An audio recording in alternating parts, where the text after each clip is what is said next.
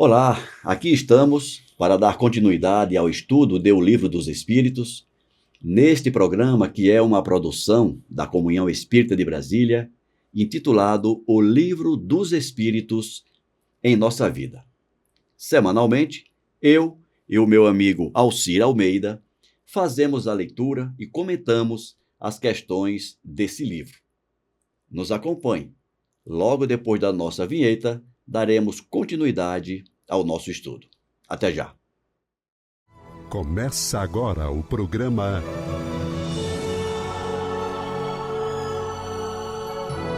O Livro dos Espíritos em Nossa Vida. Caro Alcir Almeida, seja bem-vindo. Obrigado, Ricardo. Obrigado a cada um de vocês que nos acompanham pelas mídias sociais da Comunhão Espírita de Brasília. É uma honra, uma alegria, uma satisfação estar aqui para a gente conversar mais um pouquinho sobre o Livro dos Espíritos. Forte abraço. Alcir, nós estamos encerrando ou nos aproximando do encerramento do estudo da Lei de Liberdade.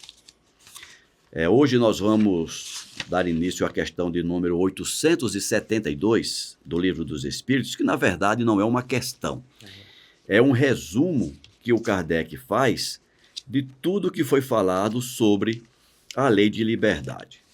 Então, eu proponho que valendo aqui os comentários do Kardec, você vai pontuando, trazendo os seus sempre excelentes comentários. Bondade sua. E o Kardec diz assim: a questão do livre-arbítrio pode ser resumida assim. O homem não é fatalmente conduzido ao mal. Os atos que ele realiza não estão antecipadamente escritos. Os crimes que ele comete não resultam de uma sentença do destino. Interessante, né? Ou seja, o que é que está escrito aí com todas as palavras? Não existe predefinição. Não existe predestinação, né? Aquilo que se costuma chamar de destino, como algo amarrado, fechado. Não existe. Nós construímos o nosso destino diariamente. Eu construo amanhã o meu destino amanhã, hoje. Isso. Hoje eu estou desenhando o meu destino de amanhã. E hoje eu estou vivendo o destino que eu construí ontem. Com certeza. Essa é a lógica, né? É a lógica. Continuando. Ele pode, como prova e como expiação, escolher uma existência em que terá os arrastamentos do crime, seja pelo meio em que está colocado, seja pelas circunstâncias que sobrevirão, mas está sempre livre para agir ou não agir. Ou seja, reafirmando o que a gente acabou de dizer, né? De repente, não, mas o Alcir está numa situação que ele não pôde evitar. Quando isso acontece, normalmente o Alcir escolheu que aquilo viesse lhe suceder. É verdade. O fato de você não lembrar... Antes do não lembrar, o fato de você reencarnar numa determinada situação pode te exigir um pouco mais para que você se mantenha no bom caminho, mas nunca será determinante para que você escolha o mau caminho. Exato. É isso. Continuando. Assim, no estado de espírito, o livre-arbítrio existe na escolha da existência e das provas, e no estado corporal, na faculdade de ceder ou de resistir aos arrastamentos aos quais estamos voluntariamente submetidos. Cabe à educação combater essas más tendências e o fará utilmente quando estiver baseada no estudo profundo da natureza moral do homem. Interessante aí, porque aqui nós estamos falando de educação. Educação é um processo em que o ser humano é submetido, que visa uma modificação de comportamento. Nunca podemos esquecer isso. Educação tem o objetivo de mudar comportamento. E por isso, nós que somos pais, nós que somos mães, nunca podemos renunciar à obrigação de corretamente educar aqueles que o Pai Eterno nos concedeu na condição de filhos. Nós precisamos nos educar a si mesmos, mas a nossa responsabilidade também se estende àqueles que recebemos como filhos, no sentido de conduzi-los a comportamentos adequados. E se você me permite, Alcir, eu vou até um pouco além. Uhum. Eu quis resumir, mas... Os filhos é uma obrigação direta e inquestionável. Mas, no cumprimento das nossas obrigações profissionais, sociais, isso também está relacionado e diretamente a cada um de nós. Eu estou pensando aqui naqueles amigos, naqueles irmãos, naquelas irmãs, que por uma razão ou por outra escolheram a nobre profissão de educar nas escolas, de orientar nas escolas. Os professores, professoras, a responsabilidade que recai sobre esses profissionais de promover essa transformação naqueles que são colocados sob a sua orientação. A responsabilidade gigantesca. Gigantesca. Da mesma forma, aqueles e aquelas que, em função de uma progressão profissional, se veem diante da condução de outras almas, na condição de chefes, na condição de diretores, comandantes, etc., o nome que se tenha, né? A gente nunca pode esquecer isso. Todo aquele que está, de alguma forma, subordinado a nós em qualquer situação, quer seja como filho, quer seja como aluno, que seja como auxiliar, como profissional, como assistente, nós não temos apenas o direito de orientá-los do ponto de vista profissional, exigindo deles a execução das tarefas que lhes competem, mas também temos a responsabilidade de orientá-los para o bom proceder, para a correta execução não só das atividades profissionais, mas também, de alguma forma, um exemplo e uma orientação para a vida. Eu penso assim. Não, com certeza. E alguém que possa estranhar que nós estejamos nos estendendo nesse comentário, é só lembrar o título, né, que nós estamos desenvolvendo agora. É o resumo teórico da motivação das ações do homem. Exato, em qualquer situação. Um dos drives, para usar uma expressão bonita, né? Um dos drives, uma das motivações, um dos motivadores da ação ou da inação do ser humano é o processo educativo a que ele é submetido. Né? E o que você falou é corretíssimo. Primariamente, fundamentalmente, é uma responsabilidade de pai e mãe educar o ser humano. Exato. Mas, mesmo nós não sendo pais e mães, convivendo na sociedade, convivendo no trabalho, convivendo na rua, convivendo no shopping, é nossa obrigação, sim, pelas nossas atitudes, pelas nossas ações, sermos exemplos de civilidade, exemplos de fraternidade, exemplos de convivência da melhor qualidade. Nós precisamos nos desenvolvermos, educarmos-nos para educar. É exatamente, concordo plenamente. Continuando. Pelo conhecimento das leis que regem essa natureza moral, chegar-se-á a modificá-la como se modifica a inteligência pela instrução e o temperamento pela higiene. Interessante essas colocações, porque são palavras que normalmente não são usadas nesse sentido, né? Higiene, né? Higiene, a gente sempre pensa em lavar a mão, lavar o rosto. Não, higiene moral. Higiene mental, higiene mental. Né? E aqui, quando a gente vai colocando, olha, nós acabamos de falar muito sobre o processo educativo. Pelo conhecimento, por saber o que é o certo, por saber o que é o moralmente defensável. E aqui eu vou É interessante como hoje eu ouvi a seguinte frase: direitos reprodutivos. Olha, Que bonito. Quando quem está falando em direitos reprodutivos, na verdade, está querendo enganar quem ouve, porque está querendo falar em direitos abortivos. Né? E a gente tem que, pelo conhecimento, saber que o aborto é inadequado, é incorreto. Né? uma coisa interessante, Almeida, isso que você acabou de falar. Aqueles que já se debruçaram sobre essa temática devem ter conhecido uma escola filosófica, à época do Sócrates. Silogismo? Não. Que pregava que, no fundo, a tônica é que os fins justificam os meios. Uma escola, eu estou tentando lembrar, mas que pregava isso, que pela boa expressão, pela boa retórica, pelo bom... Sofista. O sofismo. É que os sofistas gostam dos silogismos, aí eu associo uma tá palavra certo com a outra. Bom, ótimo. Os sofistas, ou o sofismo, essa escola, apesar de ela não ser tão falada hoje em dia, Nossa Senhora, ela está viva. está vivíssima.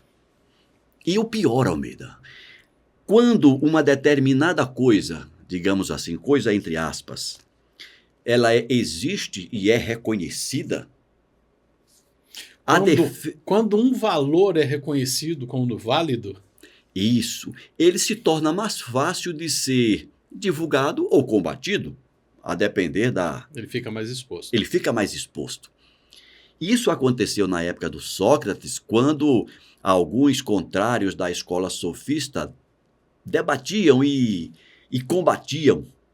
O Sócrates era um dos que combatia O sofismo. o sofismo.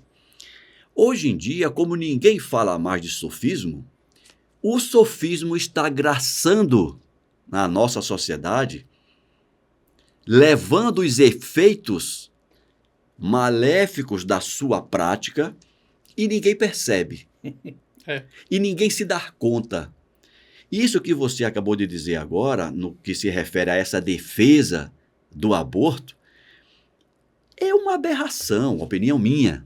Né? Sim, assim como não é uma opinião da doutrina, isso que eu estou dizendo, é uma opinião minha.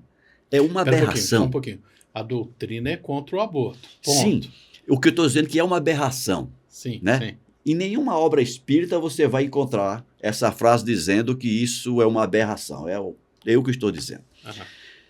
Mas por que uma aberração? Porque vai de encontro, é contrário a essas leis que nós estamos falando aqui. A defesa do aborto, ela vai de encontro às leis naturais. Mas é apresentado de uma maneira tão melíflua, Exatamente, Almeida. adocicada, né? Tão eufemística, que há pessoas que, por não terem o conhecimento e a devida instrução que modifica o conhecimento, acaba embarcando, achando que aquilo ali, basta usar meia dúzia de palavras bonitas, né? Como é que você falou aí agora? Direitos reprodutivos. Direitos reprodutivos, olha só. Eles, para serem mais sinceros, poderiam dizer direitos antirreprodutivos. Por isso que eu já falei, abortivos. Né? Porque direitos antirreprodutivos seria a prevenção. Exatamente. Seriam métodos preventivos. Mas quando nós estamos falando da interrupção da gestação, então métodos abortivos. E você vê que isso, já que você falou do silogismo, isso vai levar a um silogismo onde uma das premissas é falsa. Sim. E o resultado vai ser completamente equivocado. É uma pena que uma boa parte da humanidade, da sociedade, não se atenta para essa necessidade da instrução, sim, para que, um pouco mais instruídos, possamos compreender essas nuances do processo de comunicação e não percebemos o caminho ou descaminho que muitas vezes a gente escolhe em função disso. Isso. Continuando aqui o comentário do Kardec. O espírito liberto da matéria e no estado errante faz a escolha de suas existências corporais futuras segundo o grau de perfeição que alcançou. E é nisso, como dissemos, que consiste, sobretudo, o seu livre-arbítrio. Essa liberdade não é anulada pela encarnação. Se cede à influência da matéria, é porque sucumbe sob as próprias provas que escolheu, e é para ajudá-lo a superá-las que ele pode invocar a assistência de Deus e dos bons espíritos. Então veja aqui, né, Almeida? A invocação de Deus e dos bons espíritos não é para livrá-lo das provas ou das expiações que ele precisa passar, mas para que ele receba a ajuda necessária para que ele consiga vencer esses obstáculos, vencer esses desafios. Como diz o outro, não é para tirar o obstáculo, é para aumentar a musculatura espiritual para removê-lo. Ótimo, exatamente. Sem o livre-arbítrio, o homem não tem nem demérito no mal, nem mérito no bem. E isso é igualmente reconhecido no mundo onde se proporciona sempre a censura ou o elogio à intenção, quer dizer, à vontade.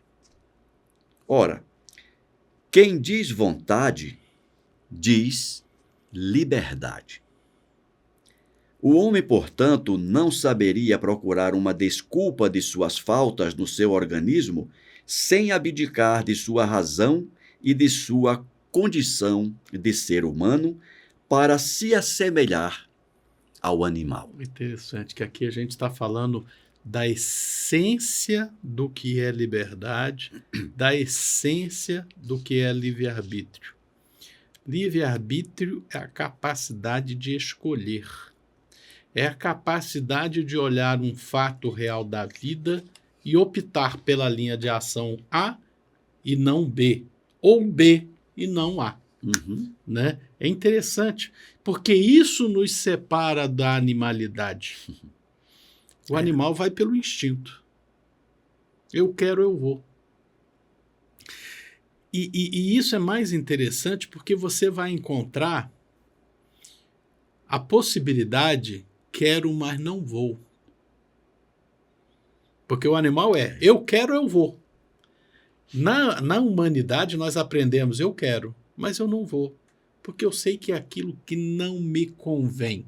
Ou para usar as palavras de Paulo, tudo posso naquele que me fortalece. Mas nem tudo me convém. Aí está o livre-arbítrio. Está aí o livre-arbítrio. Decidir o que te convém. E aí a gente tem que dizer isso com essas letras, com essas palavras. Livre-arbítrio é saber que muitas vezes eu quero. O meu eu ainda quer. Mas não devo. Eu quero bem, mas ainda faço mal. Eu quero ser bom, mas ainda realizo mal. E quando eu preciso, e essas são palavras de Paulo, né? E eu preciso transcender a isso, eu preciso ultrapassar, porque isso não vai ser retirado da minha frente. Pela oração, pela reflexão, pela minha capacidade de me ligar à espiritualidade superior, eu peço forças, auxílio, orientação para contornar esse obstáculo, para remover esse obstáculo, porque esse obstáculo continuará ali. Né? Ou eu tiro ele da minha frente ou eu contorno, mas ele continuará ali existindo. A minha pulsão ao prazer continuará existindo. Né? É isso que a gente precisa aprender. A vontade de querer prazer, que é o que move muito a nós na atual faixa de desenvolvimento em que nós nos encontramos, ela continuará existindo. Seja o prazer no sexo, seja o prazer na bebida, seja o prazer na droga, seja o prazer do poder. Isso, é o que eu ia falar, do poder. Né? O prazer das possibilidades e disponibilidades financeiras infinitas. Do ter, né? Do ter. É isso que nós estamos aqui em luta. Essa é a nossa motivação. Por que eu faço mal quando eu quero bem? Por que eu ainda estou nessa situação? E é a reflexão de Paulo, né? Que vale, hoje continua valendo. E você vê, Alcir, como lá no primeiro parágrafo, nós falamos, o primeiro parágrafo termina falando da instrução, da educação, da higiene, né? Quando a gente cita tudo isso que você acabou de dizer, não estamos defendendo que nós devemos abdicar de tudo isso. Não. O sexo precisa ser praticado enquanto seres humanos encarnados. Sim, é aquela história. O problema do prazer no sexo é a promiscuidade. Tô com uma hoje, tô amanhã com outra. Caramba, tô cansado de umas e outras, vou arrumar outro. É o que nós estamos vendo hoje. Né? Aí a menina, tô cansado de um, tô cansado de outro, vou arrumar uma. Esse é o problema. O sexo, e aí quando a gente vai estudar a parte energética dos centros de força, o centro genésico está profundamente ligado à criatividade. A nossa capacidade de criar coisas novas, criar a beleza, criar a alegria no melhor sentido que se possa dar a isso, né? A capacidade criativa do ser está no genésico. Mas quando a gente se prende apenas ao conúrbio carnal, a gente está se animalizando. Exatamente. E aquela história, a convivência sexual dentro daquilo que é o matrimônio, de um compromisso de dois seres, de terem uma vida, uma encarnação compartilhada, é uma coisa divina. Entre outras coisas, pela criação de novas vidas. Exato. Não apenas. Mas não apenas. Tem mais. Mas nós... Desculpa te interromper. Não há o que desculpar. E da mesma forma, Almeida, vem a questão do poder. Sim. Nós precisamos de seres humanos em postos de Tem que ter destaque. alguém lá. Tem que ter alguém lá. Né? Se a gente não agir coordenadamente, Exato. que bagunça seremos nós. A questão do ter... Nós precisamos de pessoas que detenham a acumulação de riqueza para que possa gerar novas riquezas, para que possa gerar as inovações tecnológicas, científicas, o bem-estar da sociedade. Tudo isso decorre da acumulação de riqueza em determinadas pessoas. Tudo isso é lícito e a doutrina é bem clara nisso. O que nós estamos comentando aqui são os excessos que são cometidos. É o prazer pelo prazer. É o prazer pelo prazer, é o desvio de finalidade da função. Quer seja da função do sexo, quer seja da função da riqueza, quer seja da função do poder. E concordando profundamente com o que você está falando, é o desvio da função do tetrahidrocarbinol, que é um remédio poderosíssimo para afecções da visão. É um desvio do uso do álcool, que serve como desinfetante, que em margem muito menores do que as que hoje utilizamos, é saudável. Né? Vamos lembrar que durante séculos, na Europa, se bebia cerveja porque era mais saudável do que a água. É verdade. Porque você bebia uma água, a chance de você beber uma água contaminada e contrair cólera era altíssima. E com a cerveja, porque era fervida e fermentada, era o que se chamava de pão. Era tratada. Era pão líquido. Olha só. A cerveja, historicamente, é pão líquido, porque é um cereal fermentado, pasteurizado, porque era fervido aquilo ali tudo, fermentava, e você bebia aquilo ali. Então era alimento também. E quando você vai olhar lá, 1000 anos atrás, qual era o teor de álcool numa cerveja, o que é hoje... Peraí, são duas bebidas diferentes. Não é a mesma coisa. Só manteve o nome. Só manteve o nome. Ótimo, Almeida. Continuando.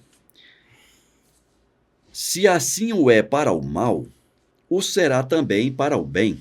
Eu vou retomar essa frase para ganhar sentido. Uhum. O homem, portanto, não saberia procurar uma desculpa de suas faltas no seu organismo sem abdicar de sua razão e de sua condição de ser humano para se assemelhar ao animal.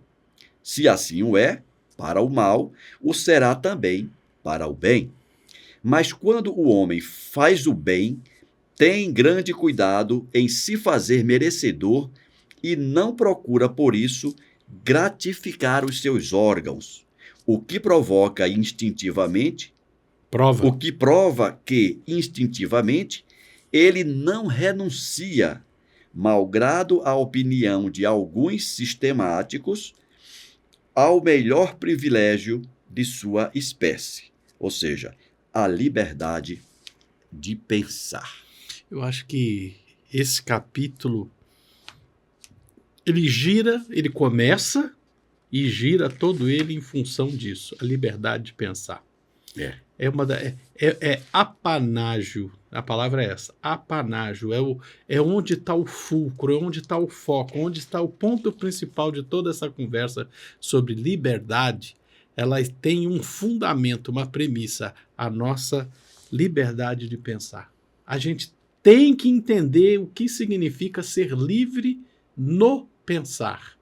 Significa não aceitar aquilo que a propaganda, o marketing, as propagandas de TV, de rádio, das mídias sociais. E hoje nós temos as redes sociais aí. Não é o primeiro vídeo que eu vejo que diz a verdade. Eu tenho que ter a capacidade de olhar o vídeo. O que isso aí é verdade? O que isso não é verdade? O que isso me alimenta, me faz crescer, me agrega de valor e o que eu não concordo? Reconhecer os sofismas. Reconhecer os sofismas é importante. Não é isso? Oxi. Alcir, o nosso tempo está acabando. Eu sugiro nós pararmos por aqui. Isso, paremos aqui. No próximo programa, a gente dá continuidade a esse resumo excelente do Kardec. Esse resumo não tão sintético. Quase que o resumo ficou maior do que o conteúdo todo. Meu caro, muito obrigado. Eu que agradeço a cada um de vocês. Se gostaram, deixem o like. Não gostaram, façam sua crítica, digam o que não gostaram, o que a gente precisa melhorar, para que a gente possa trazer cada vez mais e melhor para vocês o conteúdo desse livro maravilhoso que é o Livro dos Espíritos. Forte abraço e até semana que vem. Até o próximo programa. Até lá.